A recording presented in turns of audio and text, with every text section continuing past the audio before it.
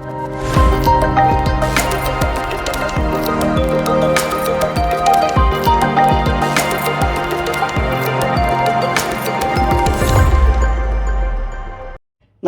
Job news ವೀಕ್ಷಕರೇ.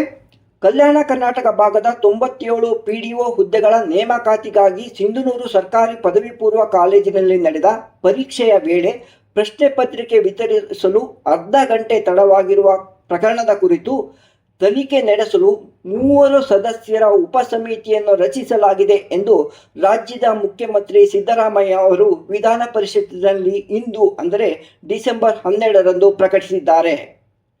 ಈ ಉಪಸಮಿತಿಯು ವರದಿ ನೀಡಿದ ನಂತರ ಪರಿಶೀಲಿಸಿ ಸೂಕ್ತ ಕ್ರಮ ಕೈಗೊಳ್ಳಲಾಗುವುದು ಎಂದು ಅವರು ವಿಧಾನ ಪರಿಷತ್ತಿನಲ್ಲಿ ಸದಸ್ಯ ಶಶೀಲ್ ನಮೋಶಿ ಅವರ ಚುಕ್ಕೆ ಗುರುತಿನ ಪ್ರಶ್ನೆಗೆ ಉತ್ತರ ನೀಡಿದ್ದಾರೆ.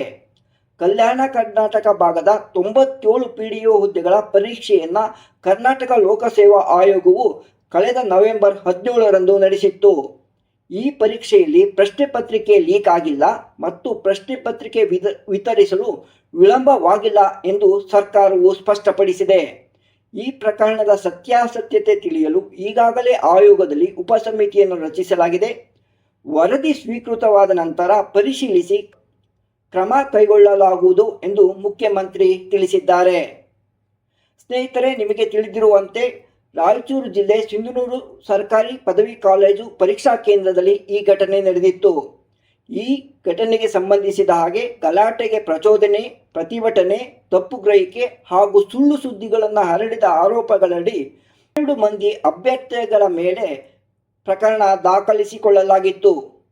ಈ ಕುರಿತು ಹಲವಾರು ಪ್ರತಿಭಟನೆ ನಡೆದರೂ ಪ್ರಕರಣವನ್ನು ಸರ್ಕಾರ ಇನ್ನೂ ಹಿಂದಕ್ಕೆ ಪಡೆದಿರಲಿಲ್ಲ. ಇಂದು ವಿಧಾನ ಪರಿಷತ್ತಿನಲ್ಲಿ ಕೇಳಲಾದ ಪ್ರಶ್ನೆಗೆ ರಾಜ್ಯದ ಮುಖ್ಯಮಂತ್ರಿಗಳು ಉಪಸಮಿತಿ ರಚಿಸಿರುವ ವಿಷಯವನ್ನು ತಿಳಿಸಿ ಉತ್ತರ ನೀಡಿದ್ದಾರೆ. ಈ ಪ್ರಕರಣಕ್ಕೆ ಸಂಬಂಧಿಸಿದಂತೆ ದೂರು ದಾಖಲಾಗಿರುವ 12 ಜನ ಬಡ ಪ್ರತಿಭಾವಂತ ಅಭ್ಯರ್ಥಿಗಳು ತಮ್ಮದಲ್ಲದ ತಪ್ಪಿಗಾಗಿ ಈಗ ಪರದಾಡುವಂತಾಗಿದೆ.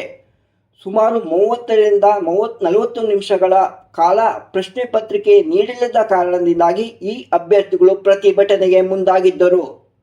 ಆದರೂ ಸರ್ಕಾರ ತನ್ನ ನಡೆಯನ್ನು ಅಂದರೆ KPSCಯ ನಡೆಯನ್ನು ಸಮರ್ಥಿಸಿಕೊಂಡಿದೆ. ಪ್ರತಿಭಟನೆ ನಡೆಸಿದ ಅಭ್ಯರ್ಥಿಗಳ ವಿರುದ್ಧ ಪ್ರಕರಣ ದಾಖಲಿಸಿಕೊಂಡಿರುವುದರ ವಿರುದ್ಧ ಅಭ್ಯರ್ಥಿಗಳ ಸಂಘಟನೆಯಾದ ಆಕ್ಸಾ ಸಂಘಟನೆ ಈಗಾಗಲೇ ಬೆಂಗಳೂರಿನಲ್ಲಿ ಪ್ರತಿಭಟನೆ ನಡೆಸಿ ರಾಜ್ಯ ಸರ್ಕಾರಕ್ಕೆ ಮನವಿ ಮಾಡಿಕೊಂಡಿತ್ತು. ಅಲ್ಲದೆ ವಿವಿಧ ಮಾಧ್ಯಮಗಳ ಮೂಲಕ ಅಭ್ಯರ್ಥಿಗಳು ತಮಗಾದ ಅನ್ಯಾಯವನ್ನು ಸರ್ಕಾರದ ಗಮನಕ್ಕೆ ತರುವ ಕೆಲಸ ಮಾಡಿದ್ದರು. ಆದರೂ ಸರ್ಕಾರ ತನ್ನ ನಡೆಯನ್ನು ಸಮರ್ಥಿಸಿಕೊಂಡಿರುವುದು ಆಶ್ಚರ್ಯ ಮೂಡಿಸಿದೆ. ಈ ಸುದ್ದಿಯೊಂದಿಗೆ ಈ ವಿಡಿಯೋವನ್ನು ಮುಗಿಸುತ್ತಿದ್ದೇನೆ. ಉದ್ಯೋಗ ಜಗತ್ತಿನ ಸುದ್ದಿಗಳಿಗಾಗಿ ನಮ್ಮ ನ್ಯೂಸ್ ಚಾನಲನ್ನು ಸಬ್ಸ್ಕ್ರೈಬ್ ಮಾಡಿಕೊಳ್ಳಿ. ಮತ್ತೆ ಭೇಟಿಯಾಗೋಣ. ನಮಸ್ಕಾರ.